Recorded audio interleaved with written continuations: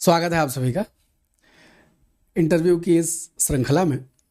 आज एक विशेष कहानी लेकर हम आए हैं, क्योंकि अब तक हम लोगों ने जितने किस्से सुने, मैं इनको किस्सा कहता हूं और मैं बार बार शुरुआत में ही कह देता हूं कि इंटरव्यू का उद्देश्य बिल्कुल ये नहीं होता है कि मास्टर साहब ने कोई सिलेक्शन करा दिया और उसके बाद आप आइए हमारा बैच ले लीजिए। नहीं साहब, बिल्कुल इसके लिए तो कतई ना कभी किया ना करेंगे। आपको अलग अलग अनुभव, आपको अलग अलग कहानियाँ मिलती हैं, तो जो आने वाले लोग हैं उनको एक रास्ता दिखता है। ये इंटरव्यू की श्रृंखला उसी लिए चल रही है। जो हमसे प्रेम करते हैं वो हमारी प्रेम की डोर में खींचे चले आते हैं और वो कहते हैं कि आइए सर जी आपसे मिल लें, तो इस मिलने के साथ ये बतकही हम कर लेते हैं। तो अब तक हमने जितने किस्से सुनाए आपने देखा होगा, सबने बड़े संघर्ष परीक्षाओं के मामले में। जीवन में संघर्ष तो किसके नहीं होते, लेकिन परीक्षाओं के मामले में दूसरा अटेम्प्ट, चौथा अटेम्प्ट, छठा अटेम्प्ट, तो कुछ लोगों के मन में आता हो क्या पहला अटेम्प्ट दें और सेलेक्ट हो सकते हैं क्या। आज हमारे पास वो कहानी है जिसने पहले अटेम्प्ट में अपने सफलता पाई है। आज हमारे साथ हैं आज़ाद सिंह, और एक शेर कहकर अपनी बात शुरू करूंगा कि दुष्यंत साहब कहते हैं कि कौन कहता है सुराख आसमान में नहीं हो सकता, कौन कहता है आसमान में सुराख नहीं हो सकता, एक पत्थर तो तबीयत से उछालो यारो। तो ये बिहार में टीचर हैं, किस्सा इनसे सुनेंगे कैसे टीचर बने, और इनको मालूम ही नहीं था कि आरओ नाम की कोई परीक्षा होती है, और इन्होंने फॉर्म भरा और आज ये हमारे संग बैठे हैं। मैं चाहता हूँ आज़ाद स्वयं अपना परिचय दे, उसके बाद हम बातचीत आगे बढ़ाते हैं। नमस्कार सर, मेरा नाम आज़ाद सिंह है और मैं सुल्तानपुर ज़िले का रहने वाला हूँ। और जो वर्तमान में मैं बिहार में एज ए बीपीएससी शिक्षक के पद पर कार्यरत हूँ। और सर के आशीर्वाद से मेरा जो है अभी समीक्षा अधिकारी 2023 के एग्ज़ाम में 176वां रैंक और समीक्षा अधिकारी पद पे चयन हुआ है, सचिवालय मिल गया है। आप अपनी शुरुआती पढ़ाई के बारे में बताएं, 12वीं कहाँ से की और क्या क्या। शुरुआत में सर मेरे पढ़ाई में मेरा जो योगदान रहा है मेरी माता जी का रहा है। उन्होंने मतलब मेरे घर पे, मेरा जो सुल्तानपुर डिस्ट्रिक्ट है उस टाइम उतने संसाधन नहीं थे वहाँ पे। तो संसाधन का सेंस ये है कि विद्यालय नहीं थे, कोचिंग्स नहीं थे। तो मेरी मम्मी मेरे मामा के यहाँ भेजती मुझे पढ़ने के लिए, और मेरे मामा जी का बहुत बड़ा रोल रहा है सर मुझे पढ़ाने में, हर चीज़ करने में। और जो भी संस्कार है मेरे अंदर, जो कुछ सीखा है उनसे, सब कुछ उन्हीं का देना है। मतलब वो मेरे प्रथम गुरु रहे हैं सर। मेरे जीवन की जो भी शिक्षा हुई है उन्हीं से स्टार्ट हुई है। तो इंटर आपने वहीं से किया? हाँ, वहीं से मेरी जो है प्रारंभिक शिक्षा लेके, जैसे जूनियर हाई स्कूल, इंटर सब कुछ वहीं से हुआ है। जौनपुर में डोभी क्षेत्र है, वहाँ से। अच्छा, कौन सा इंटर कॉलेज? एक सिगड़ी सराय इंटर कॉलेज करके, कर्रा कॉलेज करके, वहाँ बड़ा फेमस है लोकल में। डोभी में बहुत फेमस है वो। तो वहाँ से सरकारी विद्यालय है सर। भाई उस सरकारी विद्यालय के लोगों के लिए भी आनंद का दिन है। सरकारी विद्यालय, वहाँ की फीस बहुत ही कम, मतलब एकदम लोअर, 35 रुपये वाली फीस थी महीने वाली, वही उसी फीस से, और बहुत अच्छी विद्यालय रहा उसका।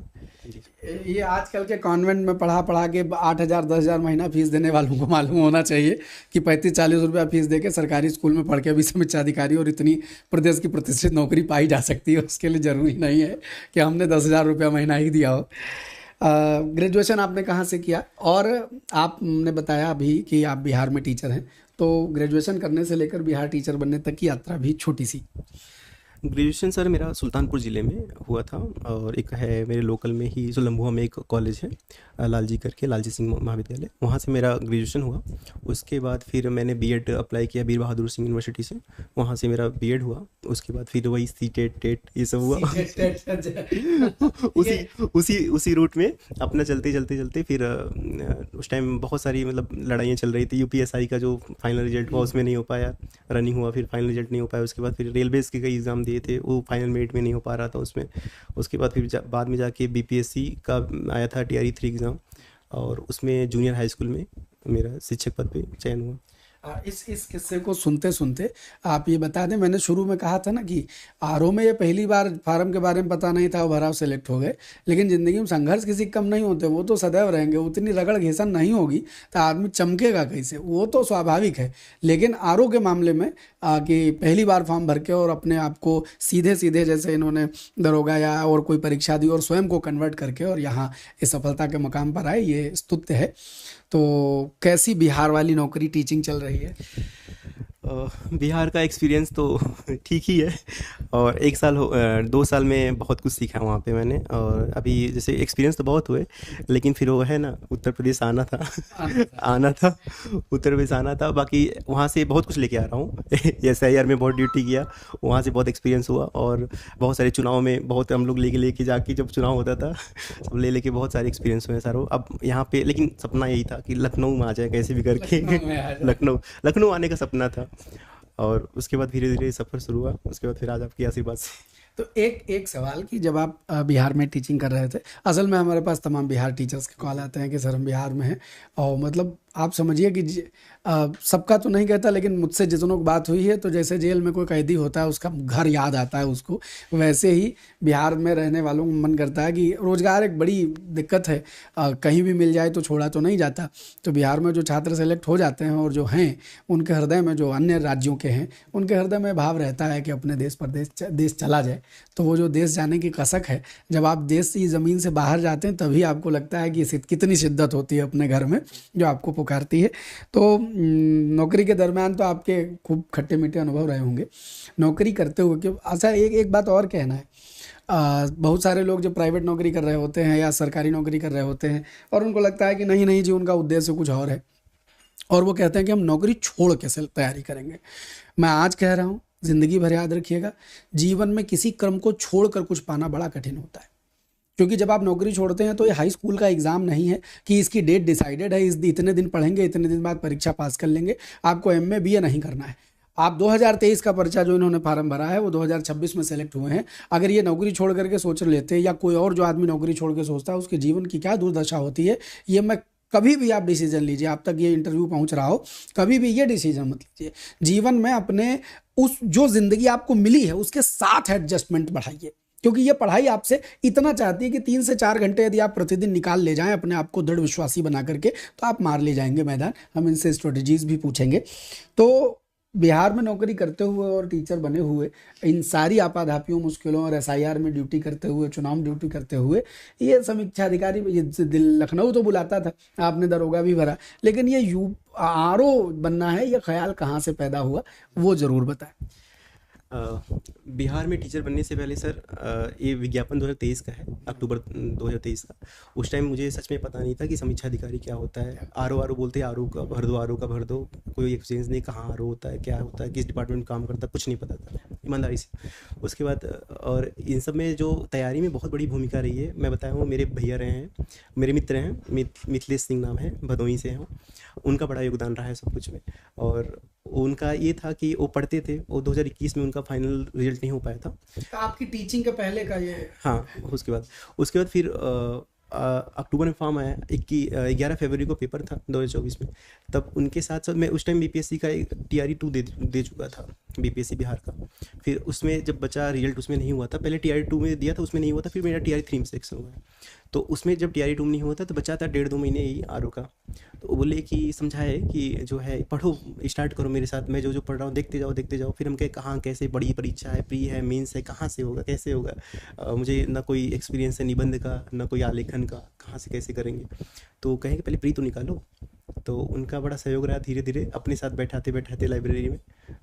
धीरे धीरे फिर उसका वहीं से सफ़र शुरू हुआ उनके साथ। फिर वही हाँ, पढ़ना शुरू हुआ। फिर जब मैं बिहार 2025 की स्टार्टिंग में जब गया, तो शुरू में सही भी ईमानदारी से बताएं, अभी तो थोड़ा मन लग रहा है, पहले मन नहीं लगता था, मन लगता नहीं था। फिर भैया से हुई फ़ोन पे बातचीत, फिर इलाहाबाद आना जाना हर हफ्ते में।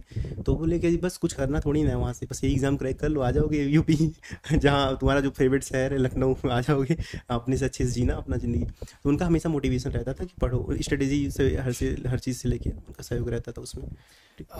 जो पेपर कैंसिल हुआ था उसका एक्सपीरियंस बताएं। पेपर कैंसिल हुआ था उस टाइम तो स्थिति ये थी, शायद जीएस पढ़ लिया था मैंने थोड़ा, और मेरा हिंदी का स्कोर अच्छा नहीं हो रहा था सर। मेरा जीएस तो ठीक ठाक, मतलब वही घटना चक्र पूर्वावलोकन 2 महीने की पढ़ाई में क्या होगा थोड़ा, लेकिन सर यूट्यूब से वीडियो पड़े रहते, मैराथन कुल सब देख दाख के अपना थोड़ा बहुत स्कोर अच्छा कर लिया था। लेकिन हिंदी का कुछ समस्या, हिंदी सर रट नहीं पा रहा था, जीएस तो रट रहा था, हिंदी में कुछ समझ नहीं आ रहा था। रटा, बहुत सारी बुक्स थे, 55+ है, ये हो 3-5 बहुत रटा, तो कुछ समझ में नहीं आया। मतलब वही जब रटा तो 42 से 43, फिर आ गया 44, यही रेंज रहता था, 46, कोई इम्प्रूवमेंट नहीं हो रहा था।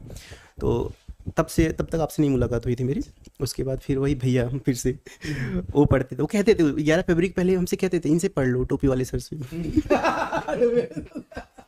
तो हम कहे नहीं, हम कहे यूट्यूब से क्या होगा, मतलब वीडियो 20 क्वेश्चन से क्या होगा, मेरे दिमाग में यही चलता है 20 क्वेश्चन से क्या होगा, वो भी घंटा लेते हैं हमको ये अच्छा लगता है। ईमानदारी बता रहे हैं सर। उसके बाद फिर एग्ज़ाम कैंसिल हुआ, तो फिर एग्ज़ाम कैंसिल हुआ उसके बाद एक दो महीने फिर लापरवाही हुई। फिर धीरे धीरे मार्च अप्रैल से हम क्या देख ही लेते हैं सर साहब। फिर हिंदी मेरा सबसे बड़ी समस्या थी, हिंदी में मेरे सही बताएं तो कॉन्सेप्ट एकदम क्लियर नहीं थे, जो भी 6 टॉपिक थे जो भी थे वो रटी हुई चीज़ें थी, कॉन्सेप्ट नाम की कोई चीज़ नहीं थी। तो उसके बाद फिर मैंने उठाया वीडियो, पहले दिन बंद कर दिया उठा के। ये रिजेक्शन नहीं अच्छा लग रहा था, लेकिन हमको लगा सर जी बतियाते बहुत हैं लेकिन सर बता रहे उसके बाद जो लगाव हुआ ना वो लगाव को मैं बता नहीं सकता। उसके बाद मैं कोई किताब नहीं पढ़ा हूँ, सब कुछ रख दिया जो पढ़ाते थे 20 क्वेश्चन, उसी 20 क्वेश्चन में सब दिखने लगा सर, सब कुछ दिखने लगा। उसके बाद धीरे धीरे देखने लगा। फिर जब वही टेस्ट सीरीज जब मैं पुरानी रखी हुई थी वही सॉल्व करता था, धीरे धीरे जो 42-44 स्कोर आते थे उसे 50 आए, फिर 52 आए। फिर धीरे धीरे एक स्थिति आई कि मैं टेस्ट सीरीज में अच्छा स्कोर कर रहा था, 56, 57, 58, 56, 57, 58। तो फिर तब कॉन्फिडेंस आने लगा था कि अब हो सकता है हो जाए मेरा आरओ में। और फिर ये तो प्रीलिम्स की। अच्छा एक चीज़, चूँकि आपने सामान्य तैयारी तो की, लेकिन उसके बाद जब आप पीसीएस के लिए आए तो जीएस की आपकी जो अपनी पढ़ने की रणनीति थी वो क्या थी? ईमानदारी से बताऊं सर, मैंने अभी कोई अथेंटिक बुक कोई भी नहीं पढ़ी है। मेरा जो तैयारी हुआ है बेस वो भैया जी के गाइडेंस से मैं पूर्वालोकन की घटना चक्र वही मल्टीपल रिवीजन करता था, बार बार रिवीजन करता था और वही पढ़ के। और मेरे अभी मैं कोई अथेंटिक बुक ऐसा कुछ पढ़ा उड़ा नहीं हूँ। बाकी खाली टाइम पे यूट्यूब से बहुत सारे लोग मैराथन लिए रहते हैं तो उसमें हाँ उसमें देख लेता था। अच्छा तो घटना चक्र के नोट्स कैसे? घटना चक्र में हाँ सर, पूर्वालोकन पढ़ते समय सर कुछ शब्द ऐसे होते हैं जो टेक्निकल रहते हैं, जो ऐसा लगता है कि ये शब्द ऐसा है कि याद नहीं रहेगा पढ़ने के बाद, तो उसको लिखता था। बहुत जो टेक्निकल रहते थे, थोड़ा अलग है, एक क्वेश्चन अलग है, थोड़ा सा आउट ऑफ द बॉक्स है, इसको लिख लेते हैं। जो यही पेज था, बहुत सारे पेज ले लेके बना के उसी में रखता था, उसी घटना चक्र में डाल के वही पढ़ता है उसी में। तो धीरे धीरे करके फिर हिंदी पे जब हिंदी सुधार होने लगा तो उसके बाद लगा कि अब कॉन्फिडेंस आ गया, अब हो सकता है। जीएस की रणनीति के बारे में देखिए, सबके अपने अनुभव हैं और ये मैं इसीलिए अलग अलग तरीके के अनुभव आप तक जाएं, ये सारे अनुभव कलेक्ट होकर हमारे हो जाते हैं। फिर हम जो बोल रहे होते हैं वो यही अनुभव सबके बोलते हैं, हमारा पढ़ाने का अनुभव बोलता है। फिर आप कोई ऐसा सवाल कर देते हैं तो मुझे याद आ जाता है जी हमारे इतने सालों के अध्यापन में किसी छात्र ने कोई बात कही थी, तो वो आप तक पहुँच जाती है। तो जीएस के लिए एक बात समझिएगा, 1000 जगह 1000 चीज़ों से पढ़ने से अच्छा किसी एक चीज़ को 1000 बार नहीं, मतलब 10 बार तो पढ़ ही लिया जाए। अगर आप इतना घिसट ले गए तो फिर बात बन जाएगी। और इन्होंने घटना चक्र के साथ ये किया, हमने सच में पूछा और ये एकदम सच बात बता रहे हैं, इन्होंने कोई ऑथेंटिक किताब नहीं पढ़ी। मैंने कहा गुरुजी सच कहते हैं ऑथेंटिक नहीं पढ़ी, सिर्फ हमने घटना चक्र से पकड़ा और उसी से रिवीजन बनाया। हाँ उनको पढ़ने के लिए, कोई थ्योरी समझने के लिए इन्होंने जो नोट्स बनाए वो फिर चीज़ें पढ़ी, लेकिन वो शुरुआत नहीं की। तो आप भी कहीं से, और इसका मतलब इन्हें घटना चक्र सिलेक्शन लगाया। हाँ ये तरीका है, किसी का कोई किताबों से घटना वो प्रीवियस ईयर पेपर में आता है और कोई प्रीवियस ईयर पेपर से किताबों में जाता है, दोनों बातें होती हैं। तो ये एक अच्छा तरीका हो सकता है कि आप किसी एक चीज़ को पकड़ें, पहले उसको खा लें, पी लें, हजम कर लें, उसके बाद आगे बढ़िए तो नई चीज़ें जुड़ती चली जाएंगी। तो ये बताइए, निबंध उबंध लिख लेते थे आप? बहुत ही ख़राब एक्सपीरियंस उसका रहा है। निबंध की कहानी ये थी कि टॉपिक दे देता, हम कहे यार 6-7 पेज लिखना होता है, ये कहाँ है कैसे होगा 6-7 पेज। तो धीरे धीरे वीडियोज़ उसके में भी एक बैच ले रखा था आपका। तो हाँ, तो उसमें आप पहले वीडियो में बताए थे ना, कुछ लिखो, अपने बारे में लिखो, अपना नाम, अपना पता, अपने बारे में जो कांड किए वो सब लिखो। तो धीरे धीरे वो कांड वाले पन्ना कोई पढ़ा तो नहीं। तो धीरे धीरे वहीं से शुरुआत हुई। उसके बाद फिर वो जो भी था धीरे धीरे अपने बारे में लिखा। पहले दिन सर कलम नहीं चल रही थी, सच बता रहा हूँ, कोई अपने बारे में मुझे ऐसा लगा कि नहीं चल रही। फिर धीरे धीरे आप कुछ मैटर देते थे, उसके बाद मैटर था, फिर और भी कुछ मटेरियल ढूंढ के पहले पढ़ता था निबंध है क्या चीज़, पूरा डिटेल देखते धीरे प्रैक्टिस करते करते अपना उसी में रमे रहे, भागे नहीं छोड़ के। हाँ तो उसके धीरे धीरे एक समय आया कि धीरे धीरे अब चलने लगी है पेन। फिर एग्ज़ाम में अच्छा अब मज़ा आने लगा है। अब लगता है कि निबंध लिख रहा हूँ। यही बात मैं क्लास में भी बताऊंगा, यही बात यहाँ बता रहा हूँ कि जब तक आपको ये कॉन्फिडेंस नहीं आएगा कि आपने, आपको जिस दिन आ जाएगा उस दिन पता ही नहीं चलेगा कि निबंध लिखना कब आ गया। ये प्रोसेस लेकिन शुरू कैसे करना पड़ेगा, कलम चलानी पड़ेगी। मैंने कहा कि इस दिमाग का इस कलम से संबंध जुड़ जाए, आपकी खोपड़ी के ख्याल आपका कलम से उतारने लगे, बस ये पैदा करना होता है। और उसके लिए घिसना पड़ेगा। हम आपको मटेरियल दे सकते हैं, हम आपको और सारी चीज़ें दे सकते हैं, हम आपको ये राय दे सकते हैं, करेंगे तो आप ही ना। हाँ, ये थोड़े ना कि अमरनाथ घोल के गोली पिला देंगे और कि कोई पीडीएफ बढ़िया छाप के दे देंगे जिसको आप रट्टा मार के चले जाएंगे, वो नहीं देंगे। चलिए, तो निबंध आपने बेहतर किया और ये आपने मूल मंत्र दिया कि घिसट घिसट करके करते करते आ ही जाएगी बात। और बाकी आलेखन के बारे में भी पत्रादि सब। सर वही हम लोग दधीची की परंपरा के घिसते घिसते घिसते घिसते आलेखन भी वही घिसते घिसते घिसते। चलिए, बढ़िया है। तो देखिए, कुल मूल मंत्र यही है कि अभ्यासेनु तो कौन्तेय वैराग्यम च गृह्यते। हाँ, करत करत अभ्यास ते जड़मति होत सुजान, रसरियावत जाते सिल पर परत निशान। तो सिल पर निशान पड़ सकता है अगर आप ये चाहें, और बस मेहनत। और एक बस ये आप समझिए कि आज मैं बार बार कहता हूँ कि एक ज़माना था जब लोगों के पास सूचनाएं, जानकारियां और पुस्तकें नहीं हुआ करती थी। आज जानकारियों का आतंक है। इतनी जानकारी है कि सही जानकारी और सही जगह अटक जाना ये बहुत ज़रूरी होता है। तो आप अपने जीवन में सही खोजिए और उस सही के पास अटक जाइए, तो ही जीवन का आनंद है, वरना तो दुविधा बाधा है। अच्छा, आप तनिक बहुत तो हिंदी आत्मा में होगी ही, हाँ कुछ कविता कहानी वहानी। हाँ सर, मुझे रामधारी सिंह दिनकर की एक पंक्ति बहुत अच्छी लगती है। अच्छा, तो हम इसलिए पूछ लेते हैं कि अब इतनी शायरी सुनाते सुनाते हमारे पास हो गई कम। हाँ, बहुत हम ढूंढ डाले हैं तो गड़बड़ा ही जाता है, हमें लगता है कहीं कम है।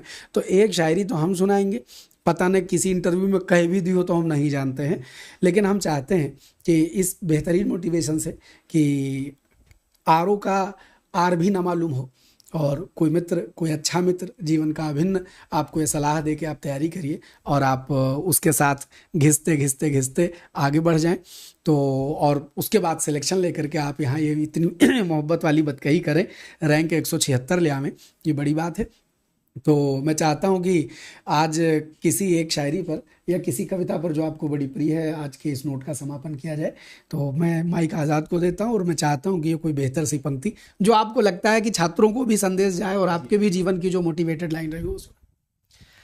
मुझे रामधारी सिंह दिनकर जी बहुत प्रिय लगते हैं, राष्ट्रकवि जो हैं। उनकी एक कविता है, वही दिमाग में हमेशा मेरी गुजती रहती है कि वसुधा का नेता कौन हुआ, भूखंड विजेता कौन हुआ, अतुलित तिरस्करेता कौन हुआ, नव धर्म प्रणेता कौन हुआ, जिसने न कभी आराम किया, विघ्नों में रहकर काम किया। क्या, जिसने न कभी आराम किया, और ये इनका मूल मंत्र है। ये तो बहुत ढंग से बताया कि सर एक प्रवृत्ति होती है खाली मेहनत करने वाली, दुनिया उसको कुछ भी कह ले, ये कह रहे हैं कि हम उसको गधा प्रवृत्ति कहते हैं। हाँ, गधा प्रवृत्ति होती है कि वो काम काम काम काम काम, घिसे रहोगे तो पहुँचे। आप समझिए, जिंदगी में कुछ ना अपना पाओ तो यही गधा प्रवृत्ति अपना लो कि काम करना है, जो तुम्हारे हाथ का है बस उसको रगड़ देना, घिस देना, काम में लगे रहोगे तो सब तरीके होते हैं। दुनिया में बहुत तरीके हैं, वो ना समंदर तक जाना है तो किसी नदी में नाव डाल लोगे पहुंच ही जाओगे। लेकिन एक बात जो मैंने सारे इंटरव्यू में कही है, हर आदमी का अपना एक मूव होता है। डोंट कॉपी समवन, सबसे अनुभव इकट्ठा कीजिए। ये इनका अपना तरीका था, इन्होंने वहाँ से शुरू किया, ईश्वर ने साथ दिया, कुछ नियति भी निर्धारित होती और आज यहाँ। ऐसे ही आपका भी अपना तरीका। आपने एक संघर्ष की कथा वीरेंद्र जी की देखी, क्या एकदम एकदम मैं मंत्रमुग्ध था, मेरे रोए खड़े थे उनसे बात करते समय, तो वह भी एक कहानी हो सकती है। तो आप किसी की ज़िंदगी को कॉपी नहीं कर सकते, आपको जो मिला है उसको जिए, बेहतरीन जिए और अपनी ओर से पूरी मेहनत करिए, सफल होइए। तो क्या कहते हैं, फहीम जोगापुरी साहब का एक शेर है, उसको पढ़ करके हम भी आज अपनी बात को विराम देंगे। और विराम देने से पहले ये कहेंगे कि खोज लें, याद नहीं रहता, बहुत शेर हो गए आजकल। इनके लिए वो एकदम सटीक बैठता है। शेर पढ़ेंगे लेकिन उसके पहले एक बात कहेंगे। सर्वप्रथम आपको, अब आप लखनऊ निवासी हो जाएंगे, हम भी लखनऊ निवासी हैं, तो हमारे शहर का होने के लिए सबसे पहले आपका स्वागत है। लखनऊ लोग एक दूसरे को बहुत अच्छा, हम बहरैचियों हैं। हाँ, आप 20 बरस हो गए तो हाँ हाँ आप लखनऊआ भी हो गए, तो आपको लखनऊ में नई जड़े जमाने। हाँ, यहाँ बढ़िया आप कलमियाम बन के तैयार होंगे, ये शुभकामनाएं। और बाकी आप सचिवालय में काम करेंगे। बस एक जरूर बात कहेंगे कि जीवन में जब भी आगे काम करिएगा, अब आगे कोई कभी दुविधा है, ये परीक्षा तो आपने पास कर ली, जीवन में कोई परीक्षा ऐसी लगे जहाँ क्या करें क्या न करें का निर्णय आए, तो बस यही कहना कि अपनी अंतरात्मा की आवाज़ सुनना, आगे बढ़ना वही सबसे बेहतर है। और आपको आपके भावी जीवन की शुभकामनाएं। ब्याह भी इनका नहीं हुआ है, भोलेनाथ जल्दी ब्याह करावें और हमको भी बारात रात पहुंचने का सौभाग्य दे। कोई जने रिश्ता उस्ता ना भेजो, हो सके तो इनके घर वाले कहूँ ढूंढ के रखे हुए, हो सके तो नहीं कहूँ ढूंढे हुए। तो फ़हीम जोगापुरी साहब के इस शेर के साथ, और इनको खूब खूब यशस्वी हुई है, खूब शुभकामनाएं, भगवान खूब आनंदित दे, जीवन में खूब खुशियाँ दे, यही शुभकामना देते हुए फ़हीम साहब के शेर के साथ समापन करूँगा कि वाकिफ़ कहाँ ज़माना हमारी उड़ान से, वाकिफ़ कहाँ ज़माना हमारी उड़ान से, वे और थे जो हार गए आसमान से। तो नौकरियों की उलझनों को पार करते हुए, एसआईआर की वो इंटेंस ड्यूटी करते हुए, चुनाव की यात्राओं को कवर करते हुए, और उस उलझन से बाहर निकलकर लखनऊ में एक बेहतरीन मुकाम पाया, सचिवालय में एक बेहतरीन प्रतिष्ठित नौकरी पाई, इसके लिए पुनश्च खूब खूब खूब शुभकामनाएं। करते हैं आज के इस एपिसोड को यहीं ख़त्म, मुलाकात करेंगे अगले एपिसोड में। तब तक के लिए जय हिंद।